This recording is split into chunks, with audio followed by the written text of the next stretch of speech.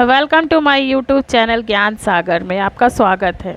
बदलते रिश्ते, क्यों रमेश का दोस्त भाग रहा था? आइए जानते हैं इस कहानी में। दो पति पत्नी की कहानी।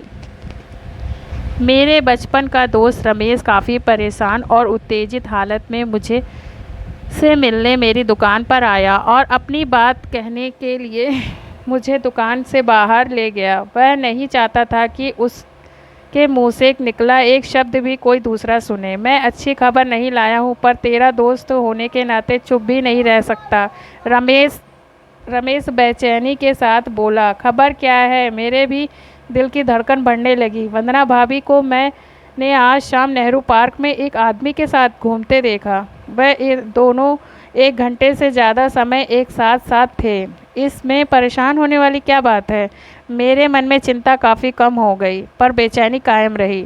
संजीव, मैंने जो देखा उसे सुनकर तू गुस्सा बिल्कुल मत करना। देख, हम दोनों शांत मन से इस समस्या का हल ज़रूर निकाल लेंगे। मैं तेरे साथ हूँ मेरे यार। रमेश ने भावुक होकर मुझे अपनी छाती से लगा लिया। तूने जो देखा है वह मुझे बता। उसकी भावुकता देख मैं मुस्कुराना चाहा, पर गंभीर बना रहा। यार, उस आदमी की नीयत ठीक नहीं है। वह वंदना भाभी पर डोरे डाल रहा है। ऐसा तू किस आधार पर कह रहा है? अरे, ये वह भाभी का हाथ पकड़कर घूम रहा था। उसके हंसने बोलने का ढंग अश्लील था। वे दोनों पार्क में प्रेमी प्रेमिका की तरह घूम रहे थे। वह भाभी के साथ चिपका ही जा रहा था। जो व्यक्ति वंदना के साथ पार्क में था, उसके रंग रूप का ब्यौरा मैं खुद रमेश को दे सकता था, पर यह काम मैंने उसे करने दिया। क्या तू उस आदमी को पहचानता है? रमेश ने चिंतित लहजे में प्रश्न किया।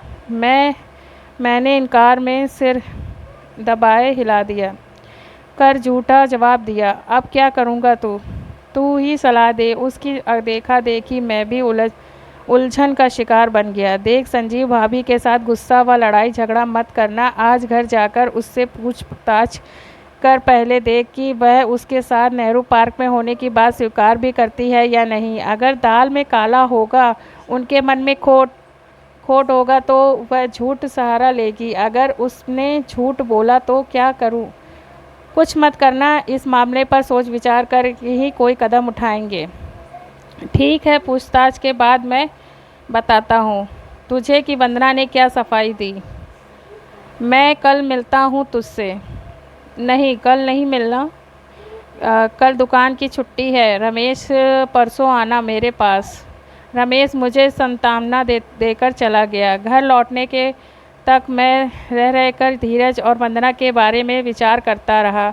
हमारी शादी को 5 साल बीत चुके हैं। वंदना उस समय भी उसी ऑफिस में काम करती थी जिसमें आज कर रही है। धीरज वहाँ उसका वरिष्ठ सहयोगी था। शादी के बाद जब भी वह ऑफिस की बातें सुनाती, धीरज का नाम वार्तालाप में अक्सर आता रहता है। वंदना मेरे संयुक्त परिवार में बड़ी बहू बनकर आई थी। ऑफिस जाने वाली बहू से हम दबेंगे नहीं, इस सोच के चलते मेरे माता पिता की उससे शुरू से नहीं बनी। उनकी देखा देखी मेरा छोटा भाई सौरभ व बहन सविता भी वंदना के खिलाफ हो गए। सौरभ की शादी 1.5 साल पहले हुई। उसकी पत्नी अर्चना वंदना से कहीं ज़्यादा चुस्त व व्यवहार कुशल थी। वह जल्दी ही सबकी चहेता बन गई। वंदना और भी ज़्यादा अलग थलग पड़ गई। इसके साथ सबके कलेश व झगड़ा बढ़ता गया। अर्चना के आने के बाद वंदना बहुत परेशान रहने लगी। मेरे सामने खूब रोती या मुझसे झगड़ पड़ती।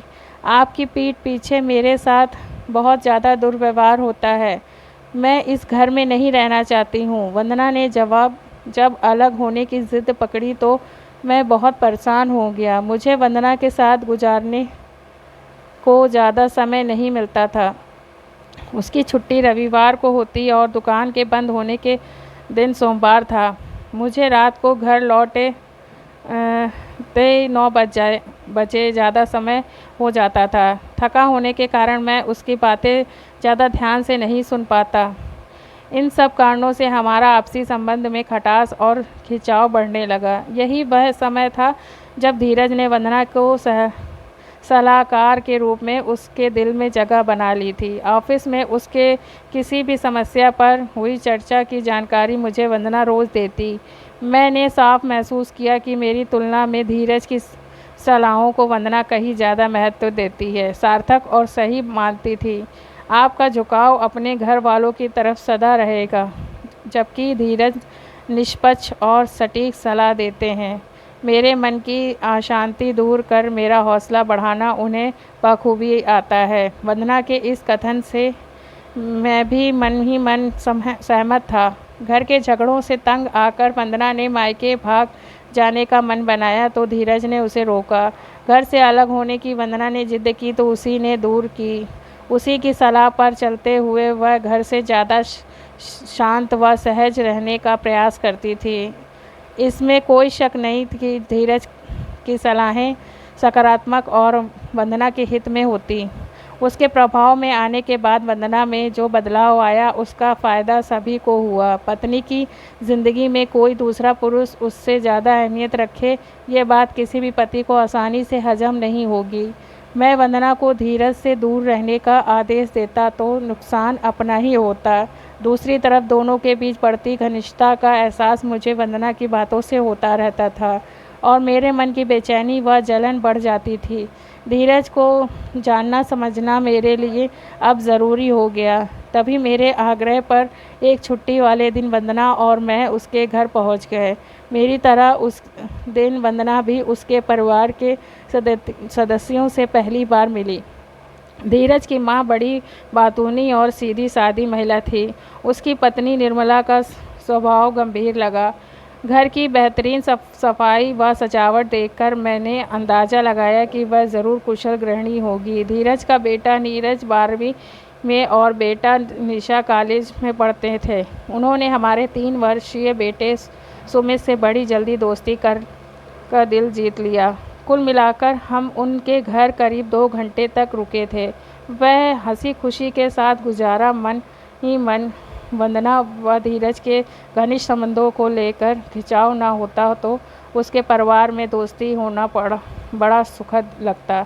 तुम्हें धीरज से अपने संबंध इतने ज़्यादा नहीं बढ़ाने चाहिए कि लोग गलत मतलब लगाने लगें। अपनी आंतरिक बेचैनी में मजबूर होकर एक दिन मैंने उसे सलाह दी, लोगों की फ़िक्र में नहीं करती। हाँ, आपके मन में गलत तरह का शक जड़े जमा रहा हो तो साफ साफ कहो। वंदना ध्यान में मेरे चेहरे को पढ़ने लगी। मुझे तुम पर विश्वास है, मैंने जवाब दिया, और उस विश्वास को मैं कभी नहीं तोड़ूंगी। वंदना भावुक हो गई। मेरे मानसिक संतुलन को बनाए रखने में धीरज का गहरा योगदान है। मैं उनसे बहुत कुछ सीख रही हूँ। वह मेरे गुरु भी हैं और मित्र भी। उनके और मेरे संबंध को आप कभी गलत मत समझना प्लीज़। धीरज के कारण वंदना के स्वभाव में जो सुखद बदलाव आए उन्हें देखकर मैंने धीरे धीरे उनके प्रति नकारात्मक ढंग से सोचना कम कर दिया। अपनी पत्नी के मुँह से हर रोज़ कई बार उसका नाम सुनना तब मुझे परेशान करने लगा। उस दिन रात को भी वंदना के खुद ही मुझे बता दिया कि वह धीरज के साथ नेहरू पार्क में घूमने गई थी। आज किस वजह से परेशान थी तुम? मैंने उससे पूछा तो मैं नहीं बल्कि धीरज तनाव के शिकार थे। वंदना की आंखों में चिंता के भाव उभरे। उन्हें किस बात की टेंशन है? उनकी पत्नी के ECG की गड़बड़ निकली है, शायद दिल का ऑपरेशन भी करना पड़ जाए। अभी दोनों बच्चे छोटे हैं, फिर उनकी आर्थिक स्थिति भी मजबूत नहीं है। इन्हीं सब बातों में कारण वह चिंतित और परेशान थे। कुछ देर तक खामोश रहने के बाद वंदना ने मेरा हाथ अपने हाथों में लिया और भावुक लहजे में बोली, जो काम धीरज हमेशा मेरे साथ करते हैं वह आज मैंने किया। मुझसे बातें करके उनके मन को बोझ हल्का हुआ। मैं एक वादा उनसे कर आई हूँ। कैसा वादा? यही कि कठिन समय में मैं उनकी आर्थिक सहायता भी करूंगी। मुझे विश्वास है कि आप मेरा वादा झूठा नहीं पड़ने देंगे। हमारे विवाहित जीवन की सुख शांति बनाए रखने में उनका बड़ा योगदान है। अगर इन्हें 10-20 हज़ार रुपये देने पड़े तो आज भी नहीं हटेंगे ना। वंदना के मनोभावों की कद्र करते हुए मैंने सहज भाव से मुस्कुराते हुए जवाब दिया, अपने गुरुजी की मामलों को तुम्हारा फैसला ही मेरा फैसला है। वंदना, मैं हर कदम पर तुम्हारे साथ हूँ। हमारा एक दूसरे से विश्वास कभी डगमगाएगा नहीं चाहिए। अपनी आंखों में खुद ज्ञाता के भाव पैदा करके वंदना ने मुझे धन्यवाद दिया। मैंने हाथ फैलाते हुए वह फ़ौरन मेरी छाती से आ लगी। इस समय वंदना को मैं अपने हृदय के बहुत करीब महसूस किया। धीरज और उसके दोस्ताना संबंध को लेकर रति भर भी परेशान ना था। सच तो यह है कि खुद धीरज को अपने दिल के काफ़ी करीब महसूस कर रहा था। उससे बातें करके मन का बोझ हल्का कर लिया। उन्होंने मैं सत्य को ही अपने जवाब का आधार बनाया। मुझे तो वह परेशान या दुखी नहीं बल्कि और चालू इंसान लगा है। रमेश भड़क उठा। उसने भाभी का कई बार हाथ पकड़ा, कंधे पर हाथ रखकर बातें कर रहा था। मैं यकीन के साथ कह सकता हूँ कि भाभी को लेकर उस मन में नीयत खराब है। मेरे भाई, तेरा अंदाज़ा गलत है। वंदना धीरज को अपना शुभचिंतक व अच्छा मित्र मानती है। मैंने उससे प्यार से समझाया है, मित्र पराये पुरुष के साथ शादीशुदा औरत की मित्रता कैसे हो सकती है। उसने आवेश में भरे लहजे में प्रश्न पूछा। एक बात का जवाब देगा? पूछ।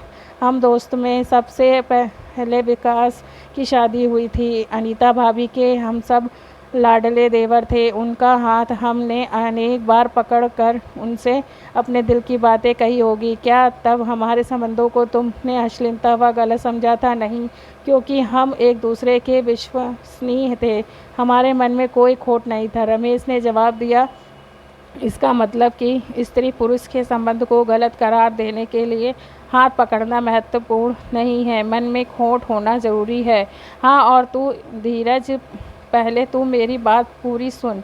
मैंने उसे टोका। अगर मैं और तुम हाथ पकड़कर घूमें या वंदना तेरी पत्नी के साथ हाथ पकड़कर घूमे, फिल्में देखाए, रेस्टोरेंट जाए, कॉफ़ी पी ले, तो क्या हमारे और उनके संबंध गलत कहलाएंगे? नहीं, पर पहले मुझे अपनी पत्नी बात पूरी करने दे। हमारे यहाँ हमारी पत्नी के बीच दोस्ती या संबंध ही तो देख, पहले की बात जुदा थी। अब स्त्रियों का पुरुषों के साथ उठना बैठना नहीं होता था। आज की नारी ऑफिस जाती हैं, बाहर के सब काम करती हैं। इस कारण उसकी जान पहचान के पुरुषों का दायरा काफ़ी बड़ा हुआ है। इन पुरुषों से क्या कोई उसका अच्छा मित्र बन सकता है? हमें दूसरे की नकल नहीं करनी चाहिए। संजीव मेरे मुकाबले अब रमेश कहीं ज़्यादा शांत नज़र आने लगा। हम ऐसे बीज बोने की इजाज़त क्यों दें जिसके कारण कल की कड़वे फल खाएं? मेरे यार, तू भी अगर शांत मन से सोचेगा तो पाएगा ही मामला कतई गंभीर नहीं है। पुरानी धारणाओं व मान्यताओं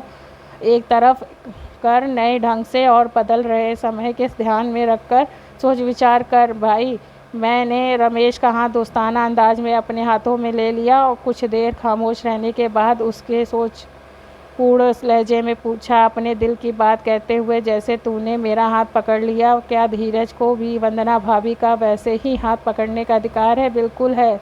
मैंने जोर देकर अपनी राज बताई। स्त्री पुरुष के रिश्ते में आ रहे इस बदलाव को मेरा मन आसानी से स्वीकार नहीं कर रहा है। संजीव, उसने गहरी सांस खींची, क्योंकि तुम भविष्य में उनके बीच किसी अनहोनी की कल्पना करके डर रहे हो। अब हमें दोस्ती को दोस्ती ही समझना होगा, चाहे वह दो पुरुष या दो स्त्रियों या एक पुरुष या एक स्त्री के बीच हो। रिश्तों के बदलते स्वरूप को समझकर हमें स्त्री पुरुष के संबंध को लेकर अनेकता की परिभाषा बदलनी होगी। देखो, किसी कुंवारी लड़की ने अपने पुरुष प्रेमी के अतीत में बने सेक्स संबंध उसे आज चरित्रहीन बनाते हैं। शादीशुदा स्त्री का उसके पुरुष मित्र से सेक्स संबंध स्थापित होने का हमारा भय या आदेशा उनके संबंध को अनैतिकता बनाता दायरे नहीं ला सकता। मेरी समझ से बदलते समय की यही मांग है। मैं तो वंदना को धीरज के रिश्ते को इसी नज़रिए से देखूंगा। दोस्त, मैं साफ महसूस किया है कि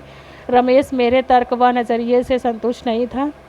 तेरी मेरी सोच अलग अलग है यार, बस तू होशियार रहना। ऐसी सलाह कर रमेश नाराज आता दुकान में बाहर चला गया। मेरा उखड़ा मुंह धीरे धीरे ठीक हो गया। बाद में घर पहुंचकर मैंने वंदना को शांत व प्रसन्न पाया तो मूड पूरी तरह सुधर गया।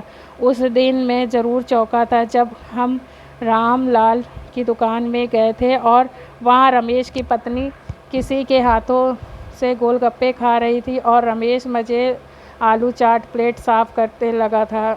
वह आदमी कौन था अच्छी तरह जानता था। वह रमेश का मकान में ऊपर चौथी मंजिल पर रहता था और दोनों परिवार में खासी पहचान थी। मेरी गहरी सांस ली और एक चेला गुरु को से आगे निकल गया।